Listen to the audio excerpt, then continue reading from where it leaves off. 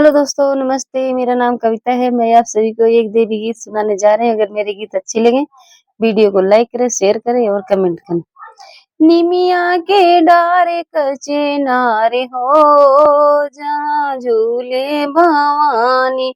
निमिया के डारे कचे नारे हो, जहाँ झूले भवानी। झूले भवानी हो, झूले महारानी। झूले भवानी हो, झूले महारानी। निमिया के डारे कचे नारे हो, जहाँ झूले भवानी। मथवा पर टीका लीलरा पर बेदिया। मथवा पर टीका लीलरा पर बेदिया। नथिया में मोतिया हजारे हो जहाँ झूले भवानी। नथिया में मोतिया हजारे हो, जहाँ झूले भवानी। निमिया के डारे कचे नारे हो, जहाँ झूले भवानी। झूले भवानी हो, झूले भवानी। झूले भवानी हो, झूले भवानी।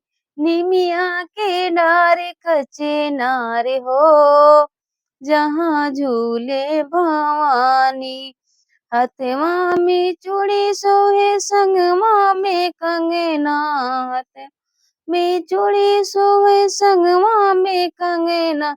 मेहंदी रचले लाले लाले हो, जहाँ झूले भवानी। मेहंदी रचले लाले लाले हो, झूला झूले भवानी। निमिया के डारे कचे नारे हो, झूला झूले भवानी। पौआ में पायल शोभे, अंगुरी में बिछुआ। पौआ में पायल सोहे, अंगुरी में बिछुआ।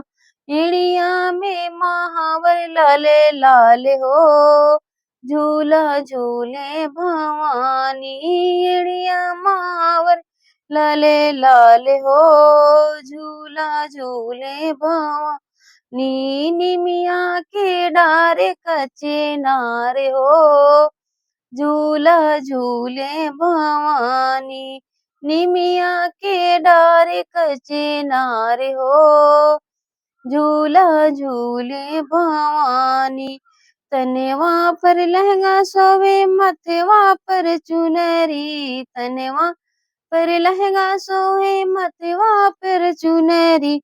कमरे करे धनिया घोघरदारे हो, झूला झूले भवानी।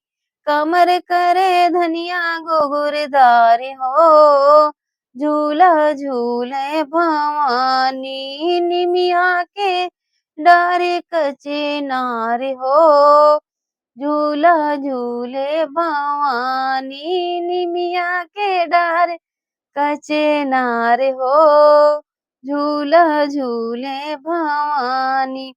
मंगिया में सिंदूर सोहे, कनवा में बाली। मंगिया में सिंदूर सोहे, कनवा में बाली। गरवा में अड़उल के हारे हो, झूला झूले भवानी। गरवा में अड़उल के हारे हो, झूला झूले भवानी। निमिया के डारे कचे नारे हो, झूला झूले भवानी। निमिया के डारे कचे नारे हो, झूला झूले भवानी।